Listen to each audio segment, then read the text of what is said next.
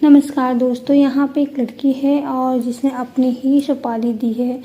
दुनिया में आपने अपराध की हजारों कहानियाँ सुनी होंगी। सुपारी किलिंग यानी कॉन्ट्रैक्ट किलिंग के किस्से भी सुने होंगे। अक्सर जब कोई इंसान किसी दुश्मन से बदला लेना चाहता है या रास्ते का कांटा हटाना चाहता है तो वो किराए के कातिलों को पैसे देकर सुपारी देता है।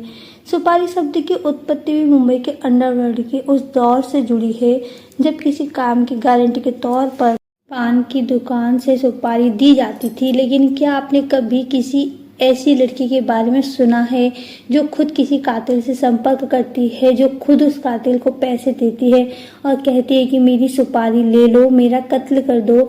और कत्ल इतनी बेरहमी से करना है कि मुझ पर जरा सा भी तरस मत खाना। इतना ही नहीं, वो लड़की अपनी मौत की तारीख तय करती है और हजारों मील का सफर तय करके एक देश से दूसरे देश सिर्फ इसलिए उड़कर जाती है ताकि कातिल उसका कत्ल कर सके।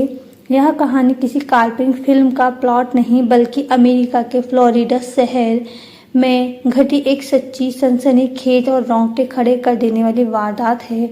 बात शुरू होती है अमेरिका के फ्लोरिडा से, जहां एक घने जंगल के पास गड्ढे में एक अज्ञात लड़की की लाश मिलती है। शुरुआती तौर पर पुलिस को लगता है कि यह कोई आम मर्डर केस है, शायद लूटपाट या आपसी रंजिश का मामला। फ्लोरिडा पुलिस और FBI जांच में जुटती है। उस इलाके के आसपास के CCTV फुटेज खंगाले जाते हैं।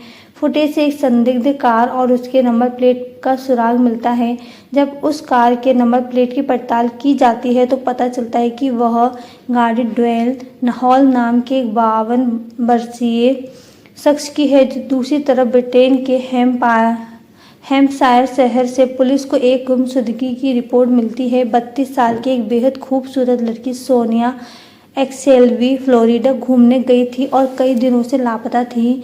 जब FBI ने सोनिया की तस्वीर फ्लोरिडा में मिली लाश के चेहरे से मिलाई तो दोनों एक ही निकले। सोनिया 6 भाई बहनों में सबसे छोटी थी।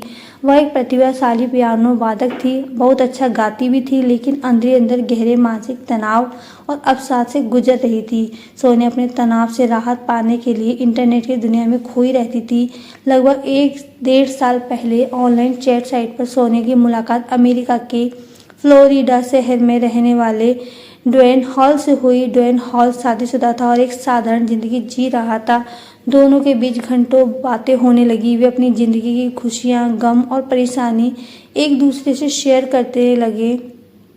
साल 2024 में सोनिया ने अमेरिका जाने की कोशिश भी की थी, लेकिन एयरपोर्ट पर चेकिंग के दौरान उसकी मानसिक स्थिति ठीक नहीं हो लगने पर अधिकारियों ने उसे वापस भेज दिया था। लेकिन साल 2025 आते आते सोनिया का अवसाद और बढ़ गया। उसने ड्वेन से कहा, मैं अपनी ज़िंदगी से तंग आ चुकी हूँ, मैं मरना चाहती हूँ लेकिन खुद अपनी जान नहीं ले सकती। क्या तुम मुझे मारने की सुपारी लोगे?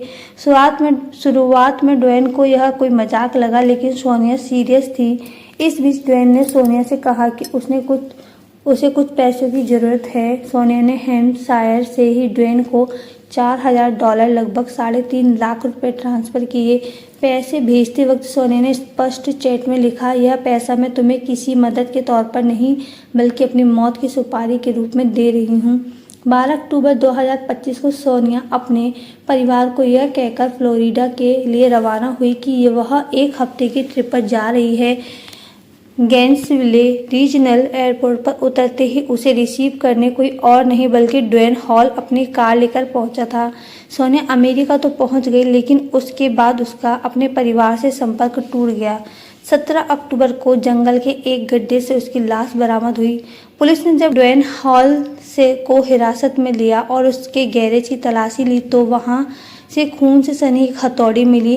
DNA टेस्ट में उस पर लगा खून सोनिया का ही साबित हुआ। इसके अलावा सोनिया के डेबिट और क्रेडिट कार्ड का इस्तेमाल करके 12 से 17 अक्टूबर के बीच लगातार पैसे निकाले गए थे, जिसकी CCTV फुटेज में ड्वेन हॉल को साफ देखा गया। जब पुलिस ने सख्त पूछताछ की तो ड्वेन हॉल ने अपना जुर्म कबूल कर लिया। उसने कहा कि हाँ, मैंने ही उसका कत्ल किया, पर मेरी उससे कोई दुश्मनी नहीं थी।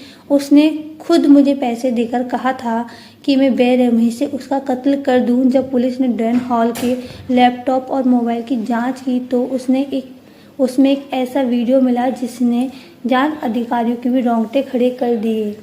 एक एयरबीएनबी कैमरे के उस वीडियो में सोनिया बैठी दिख रही थी। उसके शरीर पर चोटों के निशान थे। वह बुरी तरह सहमी हुई थी और डरी हुई थी। ड्वेन हॉल उससे कैमरे के सामने पूछ रहा था, मैं जो तुम्हारा कत्ल करने जा रहा हूँ, क्या इसमें तुम्हारी अपनी मर्जी शामिल है? सोनिया अपनी जुबान से हाँ नहीं बोल पा रही थी, लेकिन खौफ के साए में उसने सिर्फ अपना सिर हिला रही थी। जांच में सोनिया का एक वीडियो मैसेज भी सामने आया जो उसने हैम्पशायर के एक अपने दोस्त को भेजा था। उस मैसेज में सोनिया ने लिखा था, मुझे लगता है कि मैंने बहुत बड़ी गलती कर दी है। मैं किसी गलत जाल में फंस चुकी हूँ। ड्वेन मुझे मारने को लेकर बेहद सीरियस है और मुझे लगता है कि अब मेरे पास ज़्यादा वक्त नहीं बचा। यह मैसेज साबित करता है कि आखिरी पलों में सोनिया को अपने फैसले पर पछतावा हुआ था। जब मौत का खौफ उसके सर पर मंडराने लगा तो वह जीना चाहती थी, लेकिन तब तक बहुत देर हो चुकी थी। ड्वेन हॉल ने पहले से ही कत्ल के लिए चाकू, हथौड़ी और पिस्टल का इंतजाम कर रखा था और उसने सोनिया के सीने और पीठ पर चाकू से वार करके उसे मौत की घाट उतार दिया था।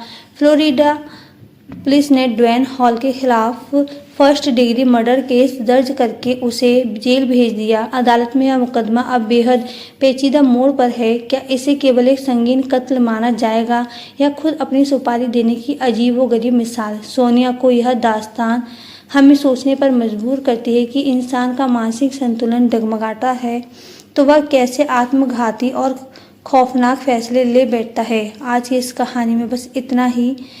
धन्यवाद। और अगर आपको हमारी ये कहानी अच्छी लगे तो वीडियो को लाइक और शेयर कर दीजिए। साथ ही चैनल को हमारे सब्सक्राइब करना बिल्कुल मत भूलिए।